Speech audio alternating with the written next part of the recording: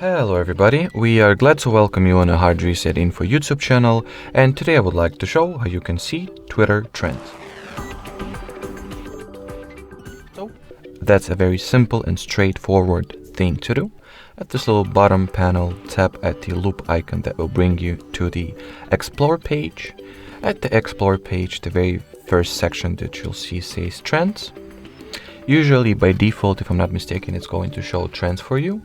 You can change those, overly personalized or excessively personalized trends and make them more generic or worldwide trends, or should I rather say make it so that the trends that will be shown in here will not be personalized for you or depending on your interests or tied to your current location. They will rather show like the Twitter-wide trends. So in order to do that, just tap at the gear icon to your right, to your top right, to be more precise, and turn off those two switches.